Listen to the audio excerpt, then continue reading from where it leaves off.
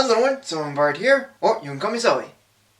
It's Christmas Day, and for this Happy Sulli-Days, I'm doing a review on a beloved story that has garnered some attention this year. Most notably with the 25th anniversary of the Jim Carrey Ron Howard film from 2000, along with Walmart's reimagining of the film for their Who Knew commercials, and McDonald's selling of the Grinch meal with dill pickle seasoning for fries and a pair of Grinch socks.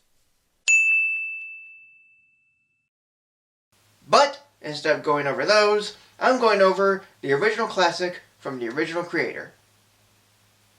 How the Grinch Stole Christmas by Dr. Seuss.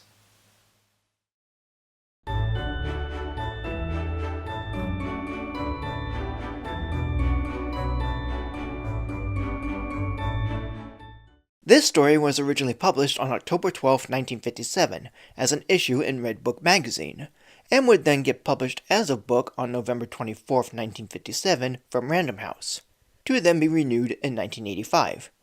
I, along with my older brother, own a renewed copy of the book since Christmas of 1991, which was my first Christmas.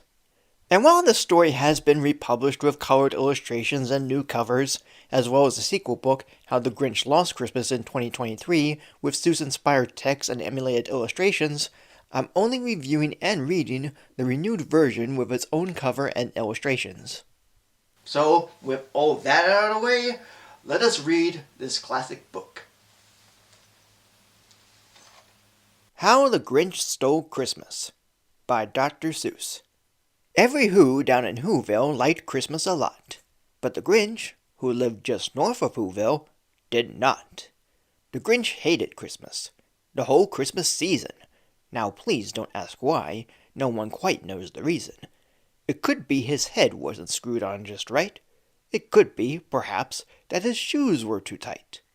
But I think that the most likely reason of all may have been that his heart was 2 sizes too small.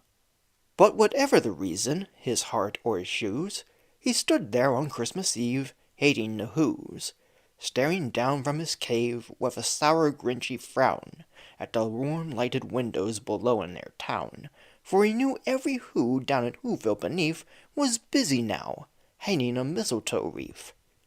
"And they're hanging their stockings," he snarled with a sneer. "Tomorrow is Christmas! It's practically here!" Then he growled with his Grinch fingers nervously drumming.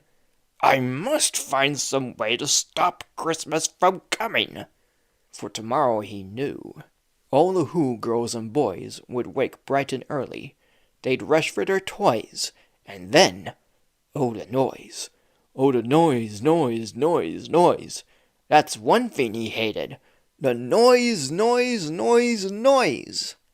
Then the Whos, young and old, would sit down to a feast, and they'd feast, and they'd feast, and they'd feast, feast, feast, feast. They would feast on Who pudding and rare Who roast beast, which was something the Grinch couldn't stand in the least. And then they'd do something he liked least of all. Every Who down in Whoville, the tall and the small, would stand close together with Christmas bells ringing. They'd stand hand in hand, and the Whos would start singing. They'd sing, and they'd sing, and they'd sing, sing, sing, sing! And the more the Grinch thought of this Who Christmas sing, the more the Grinch thought, "I must stop this whole thing! Why, for 53 years I've put up with it now! I must stop this Christmas from coming! But how?" Then he got an idea. An awful idea. The Grinch got a wonderful, awful idea. "I know just what to do." The Grinch laughed in his throat, and he made a quick Santa Claus hat and a coat, and he chuckled and clucked. "What a great Grinchy trick! With this coat and this hat, I look just like Saint Nick. All I need is a reindeer." The Grinch looked around, but since reindeer are scarce, there was none to be found. Did that stop the old Grinch? No. The Grinch simply said, "If I can't find a reindeer, I'll make one instead." So he called his dog Max. Then he took some red thread, and he tied a big horn on the top of his head. Then He loaded some bags and some old empty sacks on a ramshackle sleigh, and he hitched up old Max. Then the Grinch said, "Giddy up!" and the sleigh started down towards the homes where the Who's lay a snooze in their town. All their windows were dark, quiet snow filled the air. All the Who's were all dreaming sweet dreams without care. When he came to the first little house on the square, "This is stop number 1, the old Grinchy Claus hissed, and he climbed to the roof, empty bags in his fist. Then he slid down the chimney, a rather tight pinch. But if Santa could do it, then so could the Grinch. He got stuck only once for a moment or two, then he stuck his head out of the fireplace flue, where the little Who stockings all hung in a row. "These stockings," he grinned, "are the first things to go." Then he slithered and slunk with a smile most unpleasant around the whole room, and he took every present, pop guns and bicycles, roller skates, drums, checkerboards, tricycles, popcorn, and plums, and he stuffed them in bags. Then the Grinch, very nimbly, stuffed all the bags one by one up the chimbley. Then he slunk to the icebox. He took the Who's feast. He took the Who pudding. He took the roast beast. He cleaned out that icebox as quick as a flash. Why, that Grinch even took their last can of Who hash. Then he stuffed all the food up the chimney with glee. "And now," grinned the Grinch, "I will stuff up the tree." And the Grinch grabbed the tree, and he started to shove, when he heard a small sound, like the coo of a dove. He turned around fast, and he saw a small Who, little Cindy Lou Who was not more than 2. The Grinch had been caught by this tiny Who daughter, who got out of bed for a cup of cold water. She stared at the Grinch and said, "Santa Claus, why? Why are you taking our Christmas tree? Why?" But you know, that old Grinch was so smart and so slick, he thought up a lie, and he followed up quick. "Why, my sweet little tot," the fake Santa Claus lied, "there's a light on this tree that won't light on one side. So I'm taking it home to my workshop, my dear. I'll fix it up there, then I'll bring it back here." And his fib fooled the child. Then he patted her head, and he got her a drink, and he sent her to bed. And when Cindy Lou Who went to bed with her cup, he went to the chimney and stuffed the tree up. Then the last thing he took was the log for their fire. Then he went up the chimney himself, the old liar. On their walls he left nothing but hooks and some wire, and the one speck of food that he left in the house was a crumb that was even too small for a mouse. Then he did the same thing to the other Who's houses, leaving crumbs much too small for the other Who's mouses.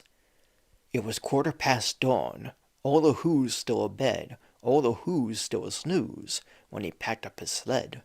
Packed it up with their presents, the ribbons, the wrappings, the tags and the tinsel, the trimmings, the trappings. 3,000 feet up the side of Mount Crumpet, he rode with his load to the tip-top to dump it.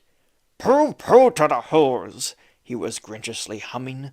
"They're finding out now that no Christmas is coming. They're just waking up. I know just what they'll do. Their mouths will hang open a minute or two. Then the Who's down in Whoville will all cry, 'Boo-hoo!' That's a noise," grinned the Grinch, "that I simply must hear." So he paused, and the Grinch put his hand to his ear, and he did hear a sound rising over the snow. It started in low, then it started to grow. But the sound wasn't sad. Why, this sound sounded merry. It couldn't be so. But it was merry. Very. He stared down at Whoville. The Grinch popped his eyes. Then he shook. What he saw was a shocking surprise. Every Who down in Whoville, the tall and the small, was singing, without any presents at all. He hadn't stopped Christmas from coming. It came. Somehow or other, it came just the same. And the Grinch, with his Grinch feet ice cold in the snow, stood puzzling and puzzling. How could it be so? It came without ribbons, it came without tags, it came without packages, boxes, or bags. And he puzzled 3 hours, till his puzzler was sore. Then the Grinch thought of something he hadn't before. Maybe Christmas, he thought, doesn't come from a store. Maybe Christmas, perhaps, means a little bit more. And what happened then? Well, in Whoville they say that the Grinch's small heart grew 3 sizes that day. And the minute his heart didn't feel quite so tight, he whizzed with his load through the bright morning light, and he brought back the toys and the food for the feast, and he himself, the Grinch, carved the roast beast. The end. So, what are my thoughts on this book? Overall, this book is an engaging classic that I love reading, even every year. It's very much a Dr. Seuss book I can recite by heart and know every word of it. The text is fun and memorable, the illustrations are very good in black and white with shades of pinks and reds, and the original character of the Grinch is a very simple one. He hates Christmas because of all the joys the Whos have and all the noise the Whos make. So even with the adaptations of the story refining and improving on it, from the 1966 Chuck Jones version with Boris Karloff being one I enjoy, the 2000 Jim Carrey Ron Howard version being one I like despite me having issues with some of its production and presentation, and the 2018 Illumination version with Benedict Cumberbatch being one I like more over the Jim Carrey one for its big improvements and better presentation, albeit some minor flaws, the original 1957 book from Dr. Seuss remains a classic for many good reasons. It's my favorite from Seuss, and I like it just as much as its adaptations. 3 Christmas Wreaths. And that is it. So thank you for joining me. Like, comment, subscribe. Tune in next time for the conclusion of Happy Sulli-Days. And have a Merry Christmas and Happy Holidays.